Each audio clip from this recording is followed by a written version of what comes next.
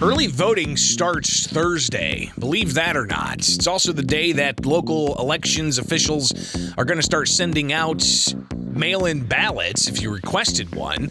So people are going to start voting Thursday. We have yet to have a debate between a lot of people. I've not seen any debates yet for between Pritzker and the Republican challenger Darren Bailey. Curious if there's going to be any debates in the Attorney General race. You've got all up and down the ballot.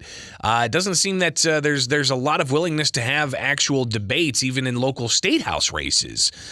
So what's going on, especially with the ongoing efforts to have an election for November 8th, but early voting starting Thursday.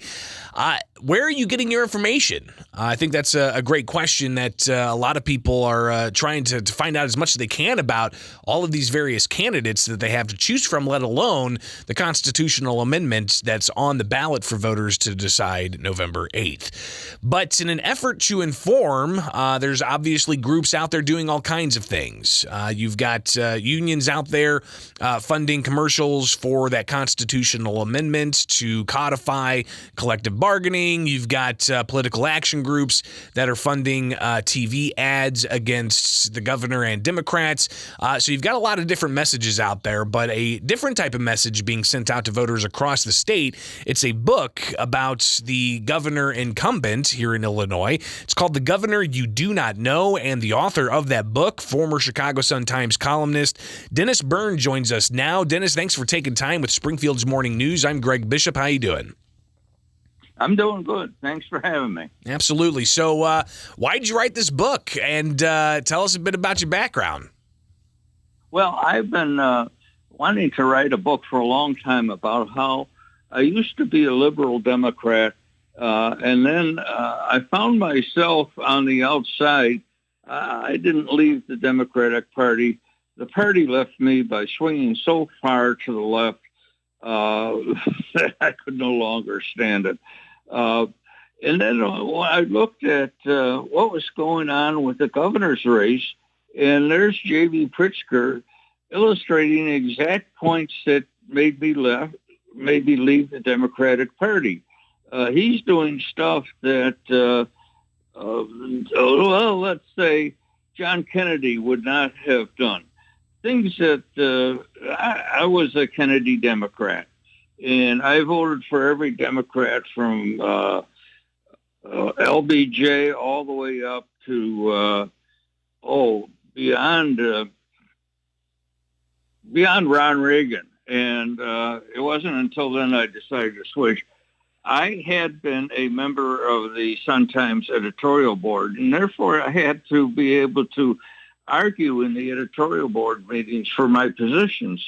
Well, I found as I went along, I found, oh my gosh, I can't argue for that. That's wrong. And so I found myself shifting away from democratic issues. And so now I find myself writing this book and, using Pritzker as an example.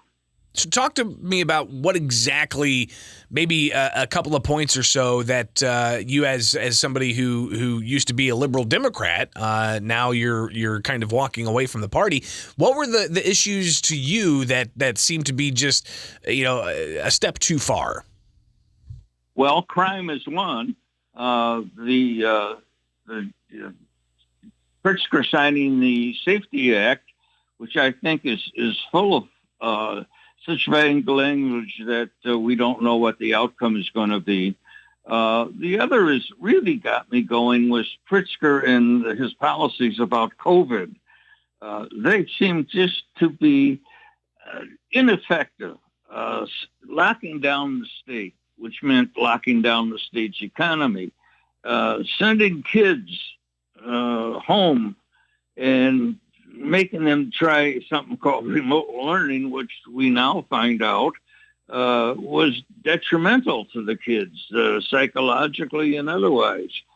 I just didn't like the idea of Pritzker being able to tell everybody where to go, when to go, where not to go, when not to go, shutting down, say, restaurants, making people lose their jobs. That's not the values I had.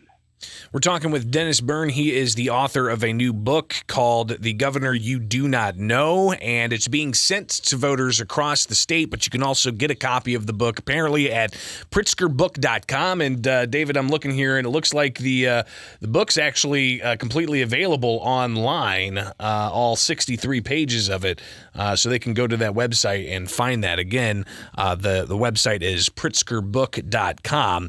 Talking with Dennis Byrne, and why did you make this book now, right here before an election?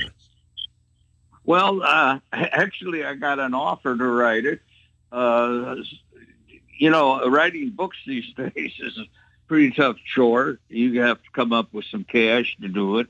You have to come up with an agent. So somebody approached me and said, we used to know you as a Democrat.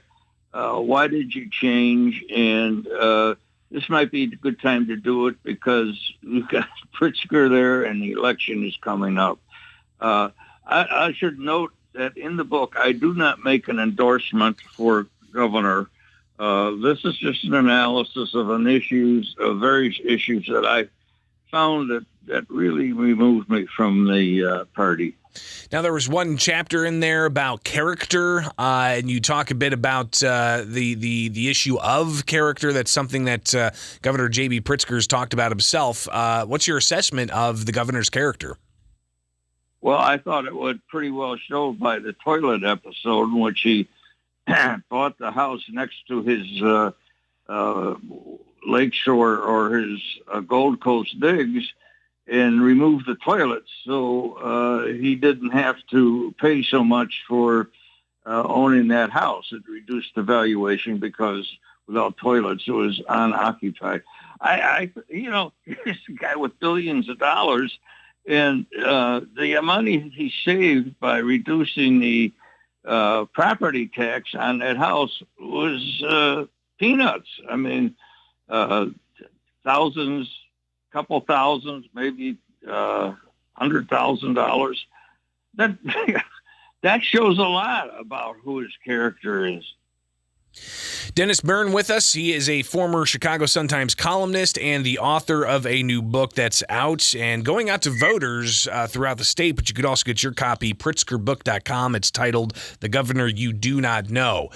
David, I haven't seen the book myself, but I'm not sure if you do go into other races across the state or just the political tenor of the state of Illinois, but you've been watching politics for quite some time in the state of Illinois. You had mentioned the governor's COVID-19 policies. Those were really allowed to let happen by the Democratic supermajority at the Illinois State House, not doing anything about it. You also have, the past 10 years, 11 former or current State House actors on the Democratic side being charged with felonies. You've got the lurch to the left that some see the Democrats in Illinois moving towards. Your general assessment, having been politically aware for the number of years you've been aware, where are we headed in this state? Well, I was born, raised, educated, employed in Illinois, much of it in Chicago. I love the city. I love the state, but I'm seeing it heading towards catastrophe. The financial position of the state, for example, Pritzker says he's balanced the budget. Well, not really. He took the one-time money from the COVID federal assistance and applied it to the budget. That money won't be available next year, and we'll be back in the same. The pension fund debt is overwhelming. I guess you could say, all right, it's the fault of the one-party state. I don't know how true that is. I mean, we used to be a purple state. Republicans used to be able to get elected to statewide offices. That's gone forever. Maybe it's the voters who are satisfied with what direction the state is heading. But once they look at it, seriously, I don't think that they would agree that we should be a one-party state. Dennis Byrne, greatly appreciate your time this morning. Again, you wrote the book, The Governor You Do Not Know. It's being sent to voters across the state, but people can also get a copy of it on their computer at pritzkerbook.com. I appreciate your time this morning, and we may talk again soon, all right? Thank you. It is Springfield.